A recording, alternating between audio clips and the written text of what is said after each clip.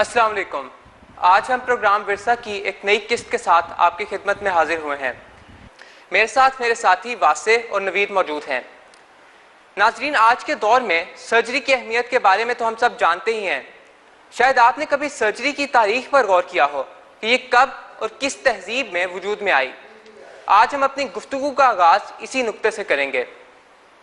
Surgery के सबसे पहले आसार हमें तकरीबन आज से 9000 साल कबल मिलते हैं और आपको ये सुनकर शायद हैरत हो कि ये शवाहिद हमें अपनी ही इंडस सिविलाइजेशन के खंडरात में मिलते हैं। इन खंडरात से हासिल किए गए ढांचों पर रिसर्च ने साबित किया है कि हड़प्पन कौम डेंटल सर्जरी किया करती थी। इसके अलावा कदीम मिस्री, ग्रीक और चीनी तहजीबों में भी सर्जरी के निशानात मिले हैं, लेकिन ये सब तहजीबें इंडस सिविलाइजेशन के बाद की हैं। एक बात काबिल तवज्जो है कि इन कदीम तहजीबों के दौर में सर्जरी का जितना भी थोड़ा बहुत इल्म था वो अनडॉक्यूमेंटेड रहा। किसी ने ये कोशिश ना की कि इस इल्म को जमा करके शाया कर दे। जो शख्स भी इसमें कुछ इजाफा करने की कोशिश करता वो इसको अपनी अगली नस्ल तक पहुंचाने में नाकाम रहता। लिहाजा ये इल्म भी वक्त के साथ साथ ज़ाया होता रहता। इन कदीम तहजीबों के दौर में सर्जरी में कोई तरक्की ना हो सकी और ये हालत कई हजार साल तक जारी रही।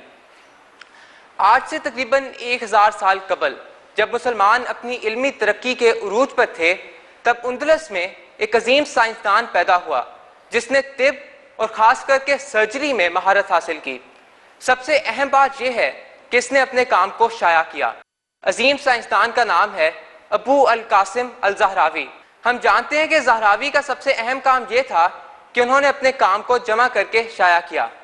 इस वजह से उनका काम महफूज भी रहा और फैल भी गया। जब उंदलस से मुसलमानों का इनखला हुआ तो शुमाली दरवाज़ों से यहूदियों का इनखला हुआ। ये पूरे यूरोप में मुसलमानों की कुतुब और मुसलमानों का इल्म लेकर फैल गए। इस जरिए से ये इल्म यूरोप तक मुंतकिल हो गया। यूरोप में अल ज़हरावी को अल-बुकासिस के नाम से याद किया जाता है।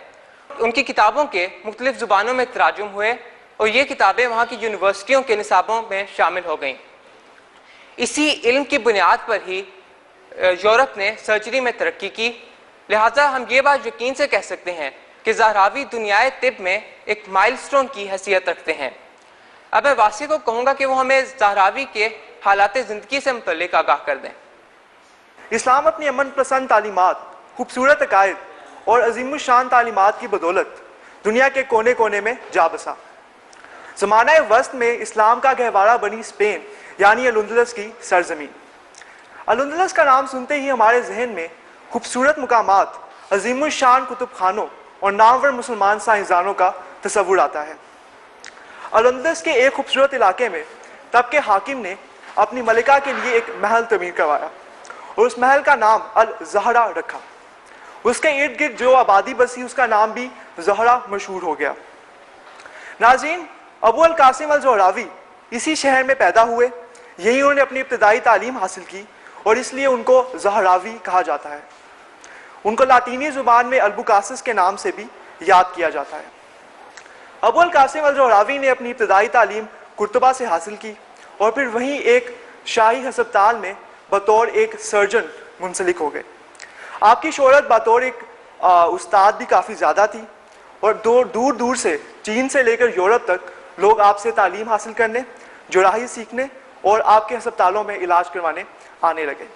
इसी दौर में आपने अपनी शोराए उफ़क़ किताब अल तशरीफ़ भी तहरीर की। 1011 में अल-ज़हरा तबाह हो गया और उसके 2 साल बाद अबू अल कासिम अल ज़हरावी भी अपने मालिक हकीकी को जा मिले। कुर्तबा मुसलमानों के ज़ेर हुकूमत नहीं, मसाजिद की जगह अब गिरजागाहें बन रही हैं। अजीमुशान किले अब सिर्फ खंडरात की शक्ल इख्तियार कर रहे हैं और उसके अलावा अल-ज़हरा का वो अजीमुशान महल अब सिर्फ एक स्यागाह की हैसियत रखता है। लेकिन आज 1000 साल गुजरने के बावजूद अबू अल कासिम अल ज़हरावी के आबाई घर के सामने से गुजरने वाली सड़क को कूचाए अल-बुकासिस यानी कूचाए अबू अल कासिम के नाम से ही याद किया जाता है और वहाँ से गुजरने वाला हर शख्स इस बात पर शाहिद है कि अबू अल कासिम अल ज़हरावी इस्लाम के एक ऐसे रोशन सितारे थे कि जिनकी रोशनी आज भी गैर तस्लीम किए बगैर नहीं रह सकते। लेकिन अब हम ये जानने की कोशिश करते हैं कि वो क्या वजूहात थी और क्या कारनामे थे जिनकी बदौलत आज भी आपको आपके इलाके में याद किया जाता है। इसके लिए मैं दावत देता हूं नवीद अहमद को। ज़हरावी को जो कदीम सर्जन्स और डॉक्टर्स हैं उन पे ये एक फजीलत हासिल है कि उन्होंने जो भी काम किए या जो भी उनके उलूम थे या जो भी आलात उन्होंने मुतारिफ करवाए उनको वो कलम बंद करते जाते और इस तरह वो नस्लों में फैलता गया और सर्जरी में एक इनकलाब बर्पा हो गया। ज़हरावी का सबसे बड़ा काम जो उन्होंने इंसानियत के लिए किया वो ये है कि अत-तसरीफ़ को लिखा। अत-तसरीफ़ दरअसल ज़हरावी के 50 साल तजर्बे का निचोड़ है। इसके 1500 सफ़ात हैं और 30 जल्दें हैं और इसमें 200 से ज़ायद तस्वीर के ज़रिए नहायत खूबसूरत अंदाज में मुख्तलिफ आमाल और सर्जिकल इंस्ट्रूमेंट्स की तशरीह की गई। अत-तसरीफ़ के बुनियादी तौर पर 3 बड़े हिस्से हैं, लेकिन इसका तीसरा हिस्सा जो जुराही यानी सर्जरी पर है सबसे अहमियत का हामिल है। उसके आगे भी 3 बाब हैं, पहला दाग देने के मुतल्लिक, दूसरा अमली जुराहत के मुतल्लिक और तीसरा टूटी हुई हड्डी को जोड़ने के मुतल्लिक है।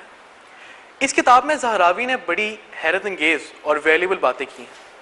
मिसाल के तौर पर ज़हरावी ने इस किताब में लिखा है कि ऑपरेशन हर किस्म के मर्ज़ का आखिरी इलाज है और जहाँ तक अद्वियात से इलाज मुमकिन हो किया जाए। इसी तरह उसने ये भी बताया कि कैंसर को अगर उसकी इब्तदाई शक्ल में ही डायग्नोस करके ट्रीट कर लिया जाए ज़्यादा बेहतर है, क्योंकि लास्ट स्टेज में जाके वो क्यूरेबल नहीं होता। और यही वो बातें हैं जो आज के जदीद डॉक्टर्स हमें बताते हैं। ज़हरावी हर किस्म के ऑपरेशन करने का माहिर था, दांत निकालने, टूटी हड्डी को जोड़ने, उतरे हुए जोड़ों को चढ़ाने, गर्ज हर किस्म के ऑपरेशन में उसको महारत हासिल थी। इसके अलावा उसने बहुत से आलात मुतारिफ करवाए जो आज तक राइज हैं। ज़हरावी ने मिसाल के तौर पर अनीमा करने का आला, मुख्तलिफ सर्जिकल सुइयाँ, निश्तर, सिलाई के लिए मुख्तलिफ चीज़ें, हर चीज़ को उसने उसमें बड़ी खूबसूरत अंदाज में तशरीह करके बयान किया। एक दिलचस्प वाक़या जो मैं इस सिचुएशन में ऐड करता चलूँ वो ये है कि ज़हरावी के पास एक दफ़ा एक शख्स को लाया गया जिसके पेट पर एक बालिश भर ज़ख्म था और जिसमें से आंतें बाहर निकली हुई थी, और इस ज़ख्म के लगने के 24 घंटे बाद उसको ज़हरावी के पास लाया गया और ज़हरावी ने तब भी उसका एक कामयाब ऑपरेशन किया और वो शख्स बिल्कुल ठीक हो गया। ज़हरावी ने इसके साथ साथ अल-तसरीफ़ को लिखा तो अरबी में, क्योंकि उस वक्त इल्म और फ़न की ज़ुबान अरबी थी, लेकिन उसका लिखने का अंदाज इतना आम फहम और सादा है कि अगर उसको तर्जुमा भी किया जाए तो इतना मुश्किल नहीं है। इसके बाद अल-तसरीफ़ को तब आलमी दाद और पजीराई मिली जब इसका लातीनी और दूसरी यूरोपीय ज़ुबानों में तर्जुमा हुआ। पहली मरतबा 12वीं सदी में इसका लातीनी ज़ुबान में तर्जुमा हुआ और उसके बाद से इसने अपना असर मगरिब के सर्जन्स पर रखा। सदियों तक ये मशहूर और अजीमुशान किताब यूरोप की और मगरिब की बड़ी बड़ी यूनिवर्सिटियों में एक वाहिद म्यारी कुतुब के तौर पर दाखिले दर्ज रही और इसने मगरिब को मशहूर किए रखा। और गालिबन ये कहा जाता है कि 800 साल तक इसने अपना मगरिब पे असर रखा है। अत-तसरीफ़ को बयान करना यूं ही है कि जैसे अज़-ज़हरावी के सारे तजर्बात का निचोड़ बयान करना, और बिलाशुबा इसी काम की बुनियाद पर ज़हरावी को फादर ऑफ सर्जरी भी कहा जाता है। हमें उम्मीद है कि आपको हमारा प्रोग्राम पसंद आया होगा। हमें अपनी आरा से ज़रूर आगाह कीजिएगा। अगर आपके कोई सवालात हैं वो भी पूछिएगा, हम आपके फीडबैक पर रिएक्ट करेंगे। हमारा ईमेल एड्रेस है pakistan@mta.tv। मैं रिपीट कर दूं, pakistan@mta.tv। अगले प्रोग्राम तक के लिए मुझे और मेरे साथियों नवीद और वासे को इजाज़त दीजिए। खुदा हाफिज़।